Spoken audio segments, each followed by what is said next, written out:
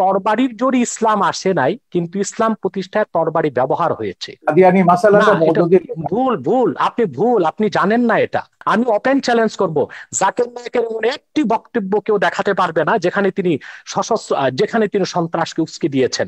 জাকির নায়েকের কোন একটি বক্তব্যে এটা দেখানো যাবে না। এটা কেমন ধর্মনিরপেক্ষতা আপনার? আপনার তো তুচ্ছ 57 ধারায় সব ব্লগারদেরকে, ব্লগারদেরকে আপনার গ্রেফতার আপনার করা হয়েছে। আপনার ব্লগারদেরকে হত্যার আগে কাউকে গ্রেফতার করা হয় নাই। যখন সরকার দেখেছে একটি ব্লগার বাংলাদেশে আর বেঁচে থাকবে না, তখন ব্লগারদের নিরাপত্তার জন্য তাদেরকে গ্রেফতার করা হয়েছে। তাদের আচ্ছা, বক্তব্য দেলোয়ার অথেন্টিক হোসেন নয়। সাইদির ওয়াজকেও আপনি ওয়াজ বলবেন না? সাইদি আপনি সাহেব কি তো দেলোয়ার, দীর্ঘদিন যাবৎ ময়দানে নেই। তিনি বলেছেন যে অন্য ধর্মের মানুষকে হত্যা করতে। হ্যাঁ, বাংলাদেশে সেটা তার। যতজন ওয়াজকারী আছে সবচেয়ে পপুলার, সবচেয়ে বেশি পপুলার হচ্ছে সাইদির, এবং আপনি বাসে টাসে সব জায়গায় সাইদির ওয়াজই শুনবেন। তো যাই হোক, তাতে আমার তো কথা আপনি হচ্ছে আপনি, তাতে তো আপনি প্রমাণ আমার কথা করছেন হচ্ছে তিনি আব্বাসী জনপ্রিয়। সাহেব, তিনি এদেশের আব্বাসী মানুষের মন সাহেব, জয় করতে হ্যাঁ, পেরেছিলেন। ঠিক আছে আব্বাসী সাহেব, আমার কথা হচ্ছে, সকল এবং অসাংবিধানিকতা আপনাদের খিলাফত পৃথিবীর এবং কোথাও নেই, আছে। আমি খেলাফত দেখাচ্ছি, কোথাও আমি নেই। দেখাচ্ছি, আমি দেখাচ্ছি, আমি দেখাচ্ছি, খোলাফায়ে আমি রাশিদিনে দেখাচ্ছি, প্রমাণ হয়ে আমি গেছে যে দেখাচ্ছি, 3জন আমি খলিফাকে আপনারা দেখাচ্ছি। হত্যা করেছে। আপনি প্রযোজ্য তো নয়, বলছেন ইসলাম মওদুদির একটি। আকীদাকে আপনারা ইসলাম বিরোধী মনে করেন, মওদুদির হ্যাঁ, সেজন্য অনুসারীদেরকে সেটাকে আপনি ইসলাম বলবেন মুসলমান। কেন? সেটাকে ইসলাম বলবেন কেন? ইসলাম তো সেটাই, ওইটাই তো যেটা আমি আল্লাহ বলছি। দিয়েছেন আপনি সেটা তো সেটাই। মওদুদিকে, আপনি নাম আপনি, দিবেন কেন? জি অতএব না জেনে না তথ্য এটাই প্রমাণ আমি, ছাড়া। যেটা হচ্ছে আপনি আহমেদ শফির কথা বললেন, আপনি একটু মন্তব্য করুন। এই আহমেদ শফি 2013 সালের 15ই ফেব্রুয়ারি সমস্ত তথাকথিত ইসলামিক পত্রিকাগুলোতে, জামাতের এবং তাদের সহযোগীদের পত্রিকা, আধা পৃষ্ঠা একটা খোলা চিঠি লিখেছেন প্রধানমন্ত্রীকে। সেখানে আমার নাম, মুনতাসির মামুনের নাম, জাফর ইকবালের নাম, আমাদের সবার নাম উল্লেখ করে বলেছিলেন এইসব নাস্তিক, মুরতাদ, কাফের এরা। এবং তারপর যেটা ব্লগারদের বিরুদ্ধে তিনি তার ঘাতকদেরকে লেলিয়ে দিলেন, তারপর তো সিরিজ অফ ব্লগার হত্যা আমরা দেখলাম, এবং প্রত্যেকে তারা বলেছে, এবং যারা ওই যে ইয়েটা করেছে, এই হলি আর্টিজান ঘটিয়েছে, তারাও বলেছে তারা জাকির নায়কের ওয়াজ শুনে এবং আহমদ শফির ওয়াজ শুনে তারা এগুলো করেছে। ধর্ষণের ব্যাপারে তিনি যেটা বলেছে, ধর্ষণটা বেড়েছে কেন? আহমদ শফির সেই ওয়াজ কি আমরা ভুলে গেছি? এখনো ইউটিউবে আপনি পাবেন যে গার্মেন্টস এর মেয়েদেরকে তিনি ঘর থেকে বেরোতে মানা করছেন, ঘর থেকে বেরোলে পুরুষের লালা ঝরবে, এবং যে পুরুষের লালা ঝরবে না সে পুরুষ নয়, তাদেরকে প্রকারান্তরে যে গার্মেন্টস এর মেয়েদেরকে জেনাকারিনী বলছে, যে এরা বাইরে যায় জেনা করবার জন্য। এবং আমার ও ছবি তো ওখানে আছে, একজন এসে বলেছেন যে ইসলামী আইন অনুযায়ী তিনি প্রমাণ ছাড়া এমন কথা বলতে পারেন না, সেই অনুযায়ী তার 80টা দৌড়াপেক হবে। আমি সেইখানে যাচ্ছি না, আমার কথা হচ্ছে দিস ইজ বাংলাদেশ, এটা বাংলাদেশ। এখানে এখনো ইসলামী হুকুমত কায়েম হয়নি, এখনো কোরআনের আইন কায়েম হয়নি। বাংলাদেশ চলবে বঙ্গবন্ধু যে সংবিধান দিয়ে গেছেন সেই সংবিধান অনুযায়ী। যেদিন আপনারা খিলাফত কায়েম করবেন সেদিন আপনাদের কোরআনের আইন কায়েম করুন, আমাকে 100 বার আপনারা হত্যা করুন, তাতে কিছুই যায় আসে না। কিন্তু কথা হচ্ছে যতক্ষণ পর্যন্ত এটা বাংলাদেশ আছে, ততক্ষণ পর্যন্ত বাংলাদেশের সংবিধানের মূলনীতি আপনাকে বিশ্বাস করতে হবে, আমার বাঙালিত্বের চেতনাকে বিশ্বাস করতে হবে। ধর্ম আমি 100 বার বদলাতে পারি, কিন্তু আমি কখনো আমার এথনিক আইডেন্টিটি, বাঙালি সত্তা, আপনিও এখন বাংলায় কথা বলছেন, আপনি নিজেও একজন, 1000 বছর ধরে আপনার পূর্বপুরুষরা বাঙালি ছিলেন, এবং ইসলাম গ্রহণ করবার আগে অন্য ধর্ম ছিল কিংবা কোনো ধর্ম ছিল না। ধর্ম আপনি বদলাতে পারেন, কিন্তু যেটা আপনি বদলাতে পারেন না সেটা হচ্ছে আপনার জাতিসত্তা, এথনিক আইডেন্টিটি। এথনিসিটি অনুযায়ী আমরা 5000 বছরের একটা প্রাচীন জাতি। এই প্রাচীন জাতির আমাদের একটা সভ্যতা আছে, ঐতিহ্য আছে, এবং সংবিধানে এগুলো রক্ষার কথা দায়িত্ব রাষ্ট্রকে দেওয়া হয়েছে। আমাদের ঐতিহ্য এগুলো আমাদের রক্ষা করতে হবে, তারপরে আমরা যে যা ধর্ম পালন করব। কেউ যদি ধর্ম পালন না করে, তারও এই দেশে থাকবার সমান অধিকার মর্যাদা দিতে হবে, এবং আছে সংবিধান অনুযায়ী সেটা আছে।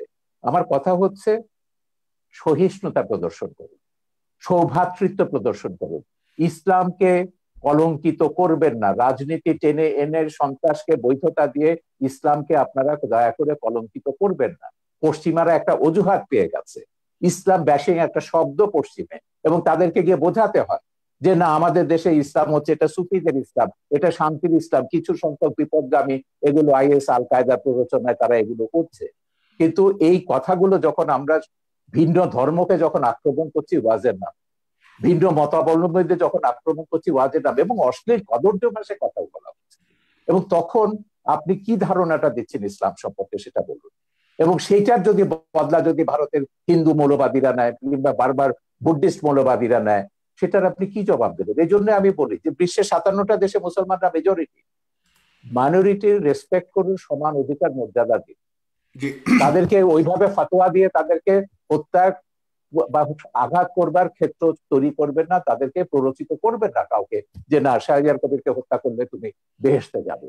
এটাই তো তৈরি করা হচ্ছে উন্মাদনা। ব্লগার হত্যার পেছনে এটাই ছিল যে ওকে খুন করতে পারলে, বাবাকে খুন করতে পারলে তুমি বেহেশতে যাবে।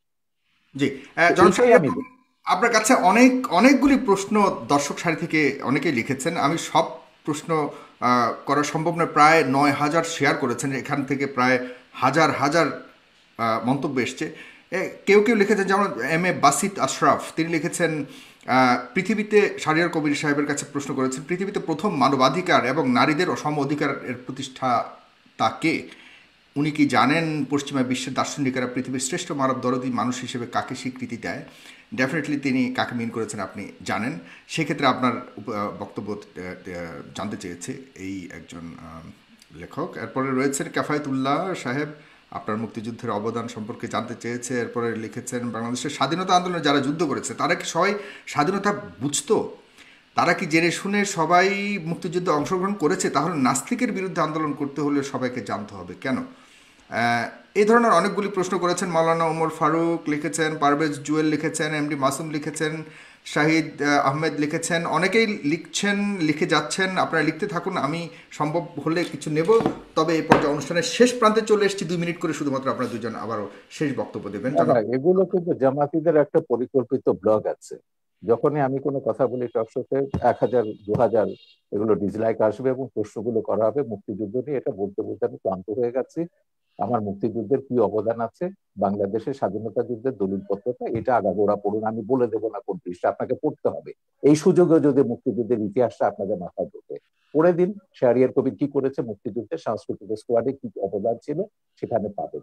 দ্বিতীয় কথা হচ্ছে মানবাধিকার নিয়ে। এখন মানুষের অধিকার মর্যাদা প্রত্যেককে বিশ্বাস করতে হবে। এই পৃথিবীতে আমি শুরুতেই বলেছি যে আমরা 700 কোটি মানুষের মধ্যে 150 কোটি মুসলমান আছে, 150 কোটি হিন্দু আছে, 250 কোটি 200 কোটি খ্রিস্টান আছে, অন্য ধর্মাবলম্বী আছে, নাস্তিকও আছে। আমাদেরকে এই পৃথিবীটাকে বাসযোগ্য করতে হবে। এখানে বাঁচতে হবে সমান অধিকার মর্যাদাকে রেসপেক্ট করে। আমি শুধু এইটাই বলছি, আল্লাহ মানুষ সৃষ্টি করেছেন, আল্লাহ শুধু মুসলমান সৃষ্টি করেন। এইটুকু অন্তত শ্রদ্ধাবোধটা স্রষ্টার উপর। আপনার কোনো ডিরেক্ট কোনো প্রশ্ন রয়েছে কিনা একদম সম্পূর্ণভাবে, যেটা আপনি জানতে চান ডক্টর? না না, আমার কোনো প্রশ্ন নেই। আমি তো পরিষ্কার আছি, আমার অবস্থান সম্পর্কে আমি তো পরিষ্কার আছি। যারা বিভ্রান্ত তাদেরকে বলবো যে মানুষকে মানুষ হিসেবে মর্যাদা দিতে শিখুন। আল্লাহ বিচার করবেন কিয়ামতের পরে, কে দোজখে যাবে, কে বেহেশতে যাবে, কে কত পাপ করেছে, গুনাহ করেছে দুনিয়াতে। সেটাকে দুনিয়াতে আপনাকে এই যে জাগতিক শাস্তির যেটা হচ্ছে ব্লাসফেমির যে কনসেপ্ট, এটা ইসলামের কনসেপ্ট না। কোরআনে কোথাও ব্লাসফেমির জাগতিক শাস্তির বিধান নেই। আল্লাহ নিজে শাস্তি দেবেন তাদেরকে, ব্লাসফেমাসকে। এখন সেইটাকে আপনি ইহুদি খ্রিস্টান আইনের দিকের থেকে এখানে ইমপ্লিমেন্ট করছেন, আল্লাহর অধিকার আপনি নিজের হাতে তুলে দিচ্ছেন। আমার কথা হচ্ছে বাংলাদেশে তো অন্য ধর্মের মানুষ আছে, 57টা দেশে মুসলমানরা মেজরিটি। এখন আমি যদি এখানে মেজরিটি রুল চাপাই, অন্যান্য দেশগুলোতে যখন তারা তাদের মেজরিটি রুল চাপাবে, সেই সব দেশের মুসলমানদের নির্যাতনের দায়িত্ব, ভারত বলুন, শ্রীলঙ্কা বলুন, কিংবা মায়ানমারের মুসলমানদের নির্যাতনের দায়িত্ব কিন্তু আমাদের মোল্লাদেরকে নিতে হবে। তারা যখন হিন্দুদের উপর, বৌদ্ধদের উপর নির্যাতন করবেন, রামুর মতো ঘটনা ঘটাবেন, নাসিরনগরের মতো ঘটনা ঘটাবেন, বা 2001 সালে নির্বাচনের সময়কার মতো ঘটনা ঘটাবেন। তো সেইটাই আমরা বলছি, আমাদের এখানে সব ধর্মের মানুষ সমান অধিকার মর্যাদা নিয়ে বাস করবে। সব ধর্মের মানুষ মুক্তিযুদ্ধে অংশ নিয়েছে। মুক্তিযুদ্ধে আমাদের কি স্লোগান ছিল, মুজিবনগর সরকারের পোস্টার দেখুন, বক্তৃতা দেখুন, নীতি নির্ধারকরা কি বলেছেন, পরিষ্কার হয়ে গেছে। যুদ্ধের ভেতর দিয়ে আমাদেরকে আপনার কাছ থেকে জাস্ট 1 সেকেন্ড 5 সেকেন্ড ভাস্কর্য নিয়ে আপনার বক্তব্য শুনতে চাই, যেটা অতি সম্প্রতি অনেক আলোচিত হয়েছে। যখন আমি মিশরে ছিল, মুসলিম ব্রাদারহুড যখন এটা নিয়ে একটা বিতর্ক, সালাফিরা বিতর্ক তুলেছিল, স্ফিংস থাকতে পারবে না। স্ফিংস এটা পৌত্তলিকতা এবং ভাস্কর্যতা। সেখানে একটা সুভেনির বিক্রি করতে, একজন সুভেনির বিক্রি এবং বেশ লম্বা দাড়িওয়ালা, চোপ্পা পরা, এই সাথে হুজুর টাইপের। আমি সুভেনি কিনতে বললাম, আমি তুমি ওহাবিরা সালাফিরা ওহাবি না, সালাফিরা সেখানে বলছে যে কি এটা তো হারাম ইসে। বলে দেখো, এটা হচ্ছে আমাদের সংস্কৃতি। ধর্ম আর সংস্কৃতি এক জিনিস না। সংস্কৃতিটা হচ্ছে খ্রিস্টান মুসলমান নির্বিশেষে, এটা সবগুলো আমাদের সংস্কৃতির অন্তর্গত। সালাফিরা দাবি করেছিল, মুসলিম ব্রাদারহুড তখন ক্ষমতায় ছিল, তারা সেটা ভাঙেনি। তিনি যে বলছেন যেসব দেশ খেলাফতের দিকে যাচ্ছেন বিশেষ করে তুরস্কের কথা তিনি উল্লেখ করলেন। হ্যাঁ, তুরস্ক খেলাফতের কথা বলছে, একটা ভাস্কর্য ভেঙেছে, উল্টো তারা নাকি এখন বঙ্গবন্ধুর ভাস্কর্য বসাবে আঙ্কারাতে। এই হচ্ছে ইসলাম, যেটা এরদোয়ান তুরস্কে করছে। তুরস্কে আমি হযরত জালালউদ্দিন রুমির বিশাল ভাস্কর্য দেখেছি, অন্যান্য ইসলামিক সুফিদের ভাস্কর্য দেখেছি, ইরানে আমি সুফিদের ভাস্কর্য দেখেছি। তো ভাস্কর্যের সঙ্গে ইসলামের বিরোধ আছে যেটা বলেন, এটা সম্পূর্ণ রাজনৈতিক পক্ষপাতী। ভাস্কর্য সভ্যতার অংশ, ইতিহাসের অংশ, ইতিহাসের মহানায়ক সেটা ইসলামিক স্কলার আছেন, অন্যান্য আছেন, স্কলাররা আছেন। মিশরে যান, ইসলামিক স্কলার কেন, বুদ্ধিজীবীদের দেখবেন, সঙ্গীতকারদের দেখবেন। উম্মে কুলসুম বিশাল আরব বিশ্বের সবচেয়ে পপুলার গায়িকা, তার ভাস্কর্য ভাগাভাগি চলছে, এটা কি আপনি মনে করেন যে রাজনৈতিক কোনো ঘৃণিত? এটা পুরো রাজনীতি, এর সঙ্গে ইসলামের কোনো সম্পর্ক নেই, একদম রাজনীতি। মোল্লা ওমর যেটা আফগানিস্তানে করেছে সেই কাজটাই তারা এখানে রিপিট করছে। মোল্লা ওমর এখানে বলতে কারা করছে বর্তমানে বাংলাদেশে যে আপনি ভাস্কর্য ভাঙার পেছনে কাদেরকে দায়ী? তারা তো সবগুলো, তারা তো ঘোষণা দিয়ে করছে, খেলাফত, হেফাজত, যারা ইসলামী শাসনতান্ত্রিক আন্দোলন বা তাদেরকে যারা সাপোর্ট করে, যাদের পেছনে জামাত বিএনপি রয়েছে, আওয়ামী লীগের নেতাদেরকে গ্রেফতার করা হয়েছে। আরে ওটা বাঘা যতীনের তো কাগজে বেরিয়েছে, এটা স্কুল কমিটি নিয়ে তাদের মধ্যে দ্বন্দ্ব, এটার সঙ্গে ভাস্কর্য ভাঙার কোনো সম্পর্ক। ভাস্কর্য নিয়ে 2013 সাল থেকে বঙ্গবন্ধু এখানে উপলক্ষ, বঙ্গবন্ধুর গায়ে হাত দিয়েছে বলে আওয়ামী লীগের টনক নড়েছে। কেন হেফাজতে 13 দফায় ভাস্কর্য ভাঙার কথা নেই? জামাত ইসলামী আগে ভাস্কর্য ভাঙার কথা বলেনি? হেফাজতে 13 দফায় যা আছে, কাদিয়ানীদের কাফের ঘোষণা থেকে শুরু করে ব্লাসফেমি এন্ড পানিশমেন্ট করা, সবগুলোই হচ্ছে জামাতের দফা। এখন এগুলোকে তিনি যতই পার্থক্য করুন না কেন, জামাতের সঙ্গে আমাদের পার্থক্য আছে, তিনি কিন্তু কাদিয়ানীদের কাফের ব্যাপারে জামাতের সঙ্গে একমত, ব্লাসফেমি আইন চালুর ব্যাপারে তিনি জামাতের সঙ্গে একমত, ভাস্কর্য ভাঙার ব্যাপারও আশা করি তিনি নিশ্চয়ই একমত হবেন ওদের সঙ্গে। তো এইটাই হচ্ছে মিলের জায়গাটা। আমি বলছি যে রাজনীতিতে যখনই আনবেন ইসলামকে বা কোনো ধর্মকে, তখনই ওই বার্মার মতন ঘটনা ঘটবে, ভারতের মতন ঘটনা ঘটবে, বাংলাদেশের মতন ঘটনা ঘটবে, পাকিস্তানের মতন ঘটনা ঘটবে। এতে করে কি বিশ্বে শান্তি আসবে বা কোনো দেশে আমরা কি শান্তিতে বাস করতে পারবো? আমার কথা হচ্ছে আমরা সবাই শান্তিতে বাস করতে চাই। এই প্রশ্নটা আমাদের সবারও জনাব ডক্টর এনায়েতুল্লাহ আব্বাসী, আপনি শেষ কথা বলবেন আজকের অনুষ্ঠানের, এবং আপনার কাছে প্রশ্ন অনেকেই করেছে, কিন্তু আমি অনেকের প্রশ্ন নিতে পারছি না, শেষ প্রান্তে চলে এসেছি। মাননীয় আইজিপি মহোদয় বলেছেন যে বাংলাদেশ মৌলবাদী দেশ নয়। আপনারা কার ইশারায় কোন এজেন্ডা বাস্তবায়নের জন্য দেশটাকে মৌলবাদী চরিত্রের তকমা আটানোর চেষ্টা করছেন? আমরা তো আরব সহ বিভিন্ন রাষ্ট্র দেখি না জঙ্গি মিছিল করতে, জঙ্গি মিছিলের কথা বলেছে, কিন্তু আপনারা আমাদের কথায় কথায় আমাদের দেশে জঙ্গি মিছিল করেন। তাহলে দেশটিকে জঙ্গিবাদের দিকে ঠেলে দিচ্ছেন কিনা, কারো উদ্দেশ্য হাসিল করতে চাচ্ছেন কিনা? এবং ফ্রান্সের কথা বলেছেন তিনি, পাশাপাশি তিনি বলেছেন যে এদেশে ইসলাম প্রচার করেছিলেন সুফি সাধকরা, তারা কিন্তু কখনোই তরবারি প্রয়োগের মাধ্যমে ইসলাম প্রচার করেনি। আপনারা কেন এখন এমন উস্ফলন দেখাচ্ছেন? এটা কেন, বা এ ব্যাপারে উনি প্রশ্ন করেছেন আপনাদের আলেম সমাজের। ধন্যবাদ সাগর। প্রথমে শাহরের কবির সাহেবকে বলবো যে তিনি জামাত ফোবিয়াতে ভুগতেছেন, সব জায়গায় জামাতের গন্ধ পান তিনি, এটা ঠিক নয়। আমি আবারও বলছি, এদেশের মূলধারার আলেম ওলামার সাথে জামাতের কোনো সম্পর্ক নেই, যদিও বা একটি বিরাট জনগোষ্ঠী জামাতের অনুসরণ করছে। কাদিয়ানীরা নিঃসন্দেহে অমুসলিম এবং কাফের, এটা পৃথিবীর সকল মুসলমানের মত, কোরআনের মত, সুন্নার মত, ইজমায় উম্মতের মত। তারা কাফের এবং অমুসলিম, তাদেরকে যারা ভুল, আপনি জানেন না এটা। আমি বলছি, প্রথম কাদিয়ানীদের বিরুদ্ধে আন্দোলনের ডাক দিয়েছেন আল্লামা ইউসুফ বিন নুরি রহমতুল্লাহ, করাচি ইউসুফ বিন নূর মাদ্রাসার যিনি মুহতামিম ছিলেন।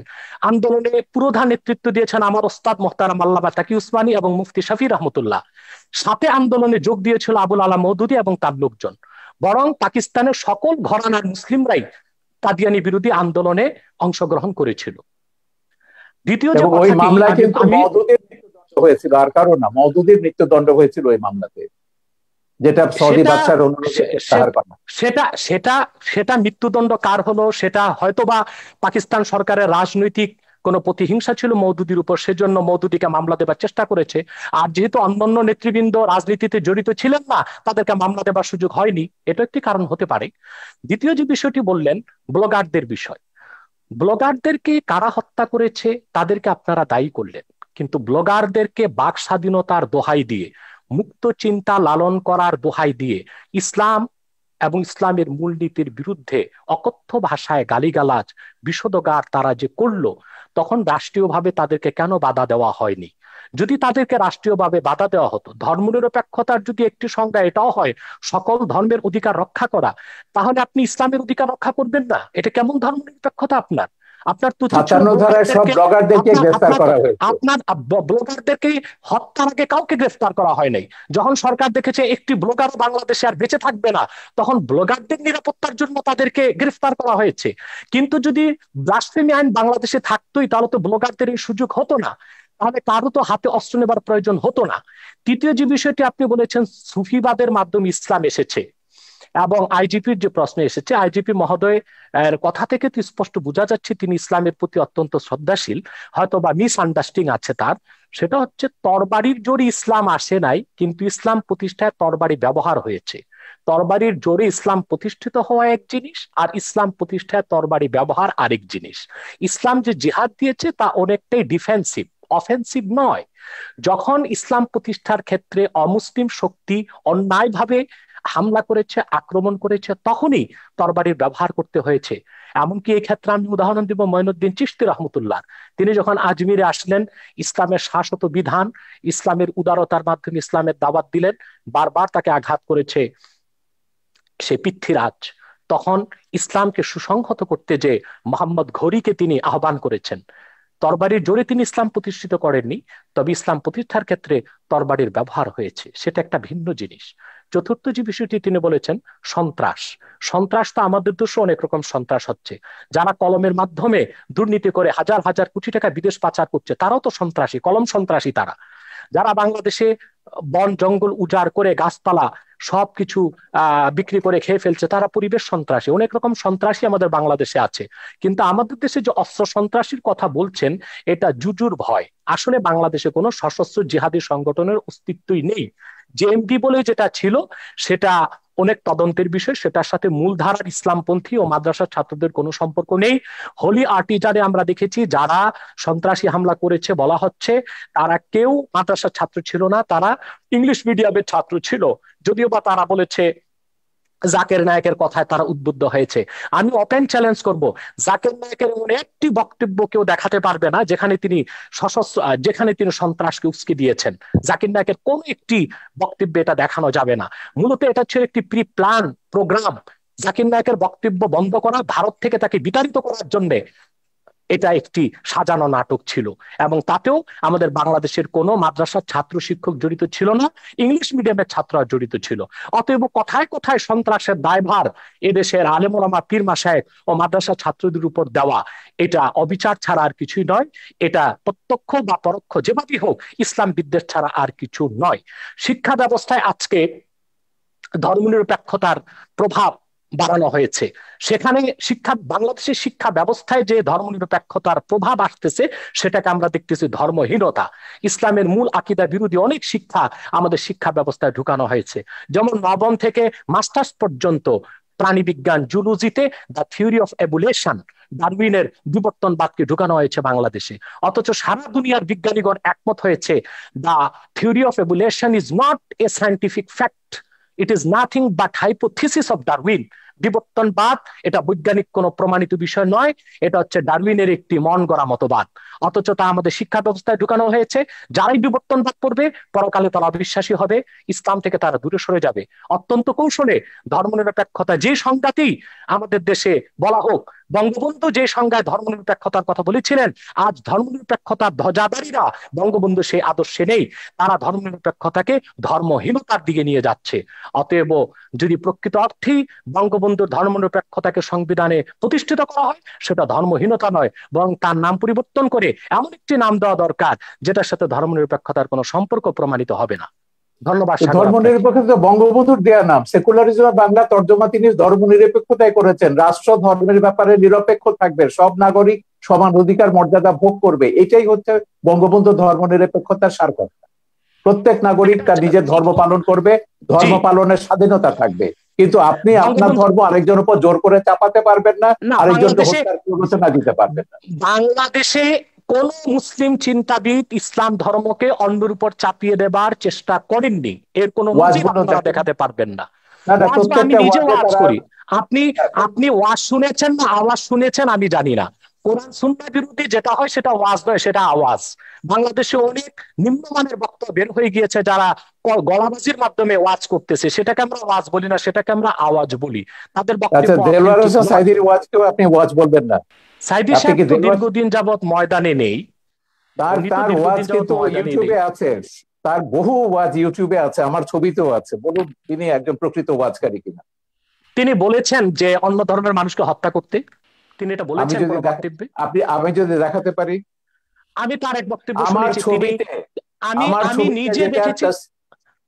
আমি জি, আপনাকে বলি, এদের যে ওই যে মুফতি হান্নানের উপর যে ছবিটা বানিয়েছি, যে সাইদির একজন খুব ঘনিষ্ঠ অনুসারী ছিল যখন সে জামাত করতো, সে প্রত্যেকের নাম ধরে বলেছে, শামসুর রহমান থেকে শুরু করে হুমায়ুন আজাদ থেকে শুরু করে তসলিমা। আমি বলে দেখে লেখা পড়েছে, বলে না লেখা পড়েনি, কিন্তু আমাদের হুজুররা বলেছেন এরা ইসলাম বিরোধী, এরা মুরতাদ, এরা কাফের এবং এরা ওয়াজিবুল কাতাল, ওদেরকে যেখানে পাওয়া যাবে সেখানে হত্যা করতে হবে। এটা পড়ছে, তার জিহাদ ছবিতে আমি দেখেছি। ওয়াজেদ সাইদির বক্তব্য আছে, হান্নানের বক্তব্য আছে, মুফতি হান্নানের বক্তব্য আছে, আপনি দেখে নিন, ইউটিউবে পাবেন। আমার মনে হয় জালাল হোসেন সাইদি সাহেব এতটা পাতলা কথা বলার লোক নয়, যদিও বা আমি তার অনেক বক্তব্য শুনিনি। তবে আমি তার একটি বক্তব্য দেখেছি, তিনি যখন বা ধর্ম মন্ত্রণালয়ের স্থায়ী কমিটির সদস্য ছিলেন, তিনি হিন্দুদের পূজা মণ্ডপও গিয়েছেন এবং তাদেরকে নিরাপত্তার ব্যবস্থা করেছেন, সেটাও তো প্রমাণ রয়েছে। তা আপনি এবং কিভাবে 71 বলবেন যে সালে তিনি? হিন্দুদের কি করেছেন সেটা ট্রাইব্যুনালে প্রমাণ হয়েছে। 71 সালে তিনি হিন্দুদের উপর কি করে জোর করে তাকে মুসলমান বানিয়েছেন, তাকে পাকিস্তানিদের ধরিয়ে দিয়েছেন, ও সাক্ষীরা তো ট্রাইব্যুনালে এগুলো প্রমাণ করেছে। সেটা তো ট্রাইব্যুনালের বিষয়, কিন্তু দেলোয়ার হোসেন সাইদি সাহেব মানি ওয়াজ নয়, আর দেলোয়ার হোসেন সাইদি সাহেব মানি এদেশের আলেম ওলামা নয়। সেটা একটি বিচ্ছিন্ন বিষয়কে টেনে সকল আলেম ওলামা, পীর মাশায়েখ এবং ওয়াজ আমি নসিহতের উপর জানি যে সাইদির এভাবে চেয়ে দায় চাপিয়ে পপুলার দেওয়া উচিত ওয়াজকারী হবে না। আর কেউ নেই বাংলাদেশে। হ্যাঁ, বাংলাদেশে সেটা তার। যতজন ওয়াজকারী আছে সবচেয়ে পপুলার, সবচেয়ে বেশি ফলোয়ার হচ্ছে সাইদির, এবং আপনি বাসে টাসে সব জায়গায় সাইদির ওয়াজই শুনবেন। তো যাই হোক, তাতে আমার তো কথা আপনি হচ্ছে তাতে তো আপনি প্রমাণ আমার কথা করছেন হচ্ছে তিনি আব্বাসী সাহেব, জনপ্রিয়, তিনি এদেশের আব্বাসী মানুষের মন সাহেব, জয় করতে পেরেছিলেন। ঠিক আছে আব্বাসী সাহেব, আমার কথা হচ্ছে, আপনি আগেও বলেছেন আমরা ইসলাম বা কোনো ধর্মের বিরুদ্ধে নয়, আপনি শান্তিপূর্ণভাবে ওয়াজ করুন, ইসলামে আহ্বান করুন, কিন্তু সন্ত্রাস, হানাহানি, একে মারো, ওকে ধরো, ওকে জবাই করো, এগুলো, এই হুমকি, রাষ্ট্রকে ইসে করতে হবে, এটা করতে হবে, জেহাদ করতে হবে, এই জেহাদ মানে তো এই যে উগ্রতা।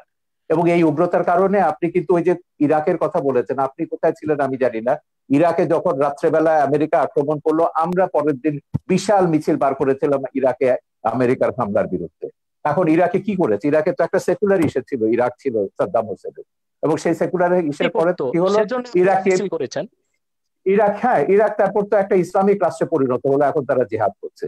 যাই হোক, আমরা আমেরিকার যত জায়গাতে জেহাদিদের, এই যে তালেবান, আল কায়দা, এটা আমার ছবিতেই আছে, আমেরিকা কি করে এদেরকে তৈরি করেছে, জেহাদকে, পলিটিক্যাল ইসলামকে কিভাবে আমেরিকা মদদ দিচ্ছে, এটা আমার ছবিতেই আছে। সোভিয়েত ইউনিয়নকে ধ্বংস করবার জন্য আমেরিকা পলিটিক্যাল ইসলামকে সবুজ বলয় তৈরি করেছে লাল বলয়ের পাশে। এইটা আজকে সর্বজন বিদিত সত্য। আমেরিকা এখন তৈরি করে, এখন তারা নিজেরা ফ্র্যাঙ্কেনস্টাইনের ভয় দেখছে, 9/11-এর মতো ঘটনা করছে। তো আমেরিকানদের বলেছে, জামাত ইসলামীকে তো এখনো তারা মডারেট ইসলামিক পার্টি মনে করে, এখনো জামাত প্রেম তাদের কাটেনি। পরশুদিন আমেরিকার স্টেট ডিপার্টমেন্টের সঙ্গে আমাদের একটা দীর্ঘ ওয়েবিনার হয়েছে। তো আমেরিকা বলুন, আমেরিকার শয়তানিও আমরা জানি, ধর্ম নিয়ে যারাই রাজনীতি করেছে তারাই সংখ্যালঘুদের উপর, মানুষের সমান অধিকার মর্যাদার উপর আঘাত করেছে। এগুলো আমাদের ভুলে যেতে হবে। আমাদের কথা হচ্ছে সমাজে সংখ্যা গরিষ্ঠ থাকবে, সংখ্যালঘিষ্ঠ থাকবে, আস্তিক থাকবে, নাস্তিক থাকবে। আমাদের কি করে আমরা শান্তিতে বাস করব, দেশটাকে এগিয়ে নিয়ে যাব। আপনি ধর্ম প্রচার করুন না, শান্তিপূর্ণভাবে ধর্ম প্রচার করার অধিকার তো সংবিধান আপনাকে দিয়েছে। বঙ্গবন্ধুর ওই যে ধর্ম নিরপেক্ষতার যে ব্যাখ্যাটা দিয়েছেন, সেখানে বলেছে প্রত্যেক ধর্মের মানুষ শান্তিতে তাদের ধর্ম পালন করবে, প্রচার করবার সব রকম স্বাধীনতা দেওয়া হয়েছে। কেন একটা ধর্ম আপনাকে জোর করে অন্যের উপর চাপিয়ে দিতে হবে? আপনি দাওয়াত দিন শান্তিপূর্ণ ভাবে, আমাদের কোনো অসুবিধা নেই। শান্তিতে যখন ধর্ম প্রতিপালন করার কথা তো বহু আগে, 1400 বছর আগে আমাদের মহানবী সাল্লাল্লাহু আলাইহি ওয়াসাল্লামও বলে গেছেন। আমার কাছে বলেছেন, আমি সেটাই বলছি, তো আমি সেটাই বলছি, মহানবী কেন, প্রত্যেক মহাপুরুষরাই বলেছে। কোরআনেও আছে, আল্লাহ প্রত্যেক জাতির জন্য নবী পাঠিয়েছে। আপনি কোথায় দেখেছেন? আমি যদি বলি ওয়ার্ল্ড, যখন রাজনীতির সঙ্গে ধর্ম যোগ ওয়ার্ল্ড করবে তখন কনটেক্সটে অশান্তি আসবে। উগ্রবাদের কারণ ওই যে উনি যেটা বলেন, আব্বাসী বাংলাদেশ সাহেব অনেক বলেন, অনেক ভালো অবস্থাতে আছে। জি, আমি তো জানি সেটাকে নষ্ট করবার জন্য তো তারা গৃহযুদ্ধের হুমকি দিচ্ছে। এখন বলেছে 2013 সালের চেয়ে ভয়াবহ ঘটনা ঘটবে যদি বাংলাদেশ থেকে এসব ভাস্কর্য ভাঙা না হয়, সরিয়ে না হয়। গৃহযুদ্ধের হুমকিটা কারা দিচ্ছে? কারা দেশটাকে পরাজয়ের প্রতিশোধ দিতে চাইছে 71-এ? তো আপনি 71-এর পরাজয়ের প্রতিশোধ এখন নেবেন বাংলাদেশকে বললে ওমরের আফগানিস্তান বানিয়ে, আর আমরা চুপচাপ বসে বসে দেখবো? সেজন্য আমরা সরকারকে বলেছি না, সময় এসেছে, কঠোর ব্যবস্থা নিতে হবে। এই দেশে ধর্মের নামে কোনো সন্ত্রাস অনুমোদন করা যাবে না, সেটা যে কোনো ধর্মের নামে। জি জনাব আব্বাসী সাহেব। জনাব সাগর সাহেব, উনি যে কথা বলেছেন যে আসলে ওনারা যে ধর্মনিরপেক্ষ এবং অসাম্প্রদায়িক রাষ্ট্র চান, পৃথিবীর পৃথিবীর কোন রাষ্ট্রে সেই কল্পিত ধর্মনিরপেক্ষ রাষ্ট্র বাস্তবে নেই, অসাম্প্রদায়িক রাষ্ট্র নেই। সকল এবং অসাম্প্রদায়িকতা আপনাদের খিলাফত পৃথিবীর এবং কোথাও নেই, আছে। খেলাফত কোথাও আমি নেই। দেখাচ্ছি আমি দেখাচ্ছি আমি দেখাচ্ছি খোলাফায়ে আমি রাশিদিনে দেখাচ্ছি প্রমাণ হয়ে গেছে যে দেখাচ্ছি 3জন আমি খলিফাকে আপনারা দেখাচ্ছি হত্যা করেছে। শেষ করি। 3জন আমি খলিফাকে আপনার কথা বলার সময় কথা মুসলমানরা বলি নাই, হত্যা করেছে। সেটাই বলছি। আমি সেটা বলছি সেই কল্পিত ধর্মনিরপেক্ষ রাষ্ট্র, কল্পিত অসাম্প্রদায়িক রাষ্ট্র পৃথিবীর কোথাও নেই। যদি ধর্মনিরপেক্ষতা অর্থ এটাই হয় সকল ধর্মের অধিকার রক্ষা, তো বাংলাদেশে ব্লগাররা যখন তখন ইসলাম বিরোধিতা করে, সেটা ইসলামের অধিকারকে ক্ষুণ্ণ করা হয়, তখন ধর্মনিরপেক্ষতা কোথায় থাকে? ব্লগাররা বাক স্বাধীনতার নামে আল্লাহ রসুল মোহাম্মদ সাল্লাহ আলি সাল্লামের আরশচুম্বী মর্যাদার বিরুদ্ধে বক্তব্য দেয়, তখন ধর্মনিরপেক্ষতার কনসেপ্ট কোথায় থাকে? অতএব ধর্মনিরপেক্ষতা যারা বাংলাদেশে করতে চায় তাদের উদ্দেশ্য হচ্ছে ইসলামকে ঠেকানো, এছাড়া আর কিছুই নয়। দ্বিতীয়, তিনি খেলাফত রাষ্ট্রের কথা বলেছেন। খেলাফত হচ্ছে কি? খেলাফত হচ্ছে তানফিজু আহকামিল্লাহি আজ্জা ওয়া জাল্লা, ভূপৃষ্ঠে আল্লাহর বিধানকে প্রতিষ্ঠিত করা। আমি বলবো যদিও আরবে রাজতন্ত্র প্রচলিত আছে, কিন্তু তা সম্পূর্ণ খেলাফত ভিত্তিক চলছে দেশ। সেখানে বেনামাজিকে 25 বেত্রাঘাত করা হচ্ছে, সেখানে যারা চুরি করছে তাদের হস্তকর্তন হচ্ছে, যারা জেনা করছে তাদেরকে সাঙ্গে সার করছে। এটা খেলাফত। যদিও নামে তা মুলুকিয়াত বা রাজতন্ত্র, যদিও সেটা রাজতন্ত্র, কিন্তু সেখানে খেলাফত আছে এবং খেলাফতের সব সুযোগ সুবিধা আরবের লোকজন গ্রহণ করছে। এবং আমরা দেখতে পাচ্ছি দাম্মামে, জেদ্দাতে প্রচুর মুসলিম খ্রিস্টান আছে, তাদেরকে আলাদা জায়গায় তাদের ধর্মকর্ম পালনেরও ব্যবস্থা দেওয়া হয়েছে। একটি খেলাফত রাষ্ট্রের সমস্ত সুযোগ সুবিধা প্রতিষ্ঠিত আছে, আমরা দেখতে পাচ্ছি আরবে। অতএব দ্বিতীয় আরেকটি বিষয়, খেলাফতের অনেকগুলো ধারা আছে। পীর মুরিদের মাধ্যমে ইসলামের যে দাওয়াত পৃথিবীতে ছড়ানো হচ্ছে, সেটাও খেলাফতের একটা অংশ। এবং খেলাফতের আরেকটা অংশ হচ্ছে দিনের উপর অটল অবিচল থাকা। অধিকাংশ মুসলমান দিনের উপর অটল অবিচল থেকে জীবনযাপন করছে। রাষ্ট্রীয়ভাবে খেলাফত প্রতিষ্ঠা, সেটা মাত্র 100 বছর যাবৎ পৃথিবীতে নেই। 96 বছর আগে অবসান ঘটেছে। অতি দ্রুত মুসলিম রাষ্ট্রগুলো আবার খেলাফত ব্যবস্থায় ফিরে যাবে। আপনি যে তালেবানের কথা বলেছেন, তালেবান সন্ত্রাসী, সে সন্ত্রাসীদের সাথে যুক্তরাষ্ট্র কাতারে চুক্তিবদ্ধ হয়েছে। এখন তো সে আফগানিস্তান আবার খেলাফতের প্রতি ধাবিত হচ্ছে। পৃথিবীর সুপার পাওয়ার আমেরিকা, অন্যান্য খ্রিস্টান রাষ্ট্রগুলো তা তো থামাতে পারলো না। ব্যর্থতা কি পুঁজিবাদের নয়? পৃথিবীব্যাপী সন্ত্রাসকে উস্কে দিচ্ছে পুঁজিবাদ, আর সেটার একমাত্র উদ্দেশ্য হচ্ছে ইসলামের রাজনৈতিক উত্থানকে ঠেকানো ছাড়া আর কিছু নয়। আর আমি অনুরোধ করব বাংলাদেশের বুদ্ধিজীবী সমাজকে, ইসলামকে বিভিন্ন নামে আপনারা অভিহিত করবেন না। রেডিক্যাল ইসলাম, মডারেট ইসলাম, এই নামগুলো ইসলামের ক্ষেত্রে আপনি তো বলছেন মওদুদির আকীদাকে আপনারা ইসলাম বিরোধী মনে করেন। মওদুদির অনুসারীদেরকে আপনি বলবেন কেন? সেটা কি ইসলাম বলবেন কেন? ইসলাম তো সেটাই ওইটাই তো যেটা আমি আল্লাহ বলছি। দিয়েছেন। আপনি মওদুদিকে, আপনি নাম দিবেন কেন? আপনি জামাতকে মুসলমান বলবেন না, আপনি জামাতকে মুসলমান বলবেন না, জামাতও আপনাকে মুসলমান মনে করে না। এই বিরোধের মীমাংসা রাষ্ট্র কেন নেবে? আপনাদের এই বিরোধের মীমাংসায় আমি কেন যাব? না না, আমি এটা বলছি না তাদেরকে মুসলমান মনে করি না, এটা বলা হচ্ছে না, কিন্তু তারা যে ইসলামের ব্যাখ্যা দিবে সেটাই ইসলাম, এটা আমি স্বীকার করব না। না না, এটা হাফেজি হুজুর থেকে শুরু করে, হাফেজি হুজুর থেকে শুরু করে 72টা ওলামায়ে কেরাম তারা বলেছেন মওদুদির অনুসারীদের পেছনে নামাজ পড়া হারাম। এগুলো ফতোয়া আমরা দেখেছি, মওদুদির বিরুদ্ধে ফতোয়া দেখেছি, মওদুদির পক্ষেও দেখেছি। এই বিতর্কে রাষ্ট্রকে জড়াবেন না, এটা আলেমরা নিজেরা নিজেদের মধ্যে ফয়সালা করুন। আমরা এই বিতর্কটা রাষ্ট্রের মধ্যে আনতে চাই। আমরা অনুষ্ঠানের প্রায় শেষ প্রান্তে চলে এসেছি, শুধুমাত্র শেষ করতে হবে, আমার যেতে হবে। 1 সেকেন্ডে শুধু প্রোগ্রাম আপনার করবেন জনাব এনায়েতুল্লাহ আব্বাসী, যে ভাস্কর্য বিতর্কে অনেকটাই আপনারা পিছিয়েছেন। অনেকে মনে করছেন আপনাদের হয়তো কিছুটা প্রাপ্তি যোগ হয়েছে। সেক্ষেত্রে এই পিছিয়ে আসাটাকে ধর্ম অনুভূতির মলাটে শুধুই প্রাপ্তি আর স্বার্থের রাজনীতি কিনা? চমৎকার প্রশ্ন করেছেন। আপনার উত্তরটি আমি দিচ্ছি। প্রথমে বলছি যে আমরা আহ, ইসলামের ব্যাখ্যা কোনো ব্যক্তি থেকে নিব না। আমরা ইসলামের ব্যাখ্যা নিব কোরআন থেকে, হাদিস থেকে এবং আইম্মায়ে মুজতাহিদিন থেকে, সালফে সালিহিন থেকে। অন্য কোনো ব্যক্তি বা অন্য কোনো ব্যক্তির কোনো ব্যাখ্যা আমরা যদি কোরআন সুন্নাহ মোতাবেক হয় সেটা গ্রহণ করব, নতুবা সেটা পরিত্যাজ্য। যে কথাটি বলছেন আপনি ভাস্কর্যের ব্যাপারে, যে ভাস্কর্যের ব্যাপারে আমার আন্দোলনটা ছিল অরাজনৈতিক বিরুদ্ধে, আর অনেকে করেছেন রাজনৈতিক ভাবে। আর অরাজনৈতিক ভাবে আমরা আমাদের অবস্থান থেকে ভাস্কর্যের ব্যাপারে ইসলামের সুস্পষ্ট ব্যাখ্যা তুলে ধরেছি যে ভাস্কর্য মিশরে আছে, তুরস্কে আছে, এগুলো কোনো দলিল নয়। কোরআন সুন্নাহ মোতাবেক ভাস্কর্য ইসলামে নিষিদ্ধ। অতএব রাষ্ট্রীয় পৃষ্ঠপোষকতায় তা যদি হয় তাহলে বৃহত্তম মুসলমানদের অনুভূতিতে আঘাত লাগবে। বাকি যারা রাজনৈতিক ভাবে একটু নমনীয়তা অবলম্বন একই করছেন, একই কথা আমি বলেছেন বাবুনগরী, এরা মামুনুল হকরা কিন্তু একই কথা বলেছেন আপনি যেটা বলছেন। আমি একটু আমার শেষ সঙ্গে করি। টকশোতে আমি মামুনুল হক একই কথা বলছেন। আমি একটু শেষ করি। দ্বিতীয়, তারা যারা এখন নমনীয়তার পথ অবলম্বন করেছে, আমি তো তাদেরকে ধন্যবাদ দিব। তারা পরম সহিষ্ণুতাকে প্রকাশ করেছে।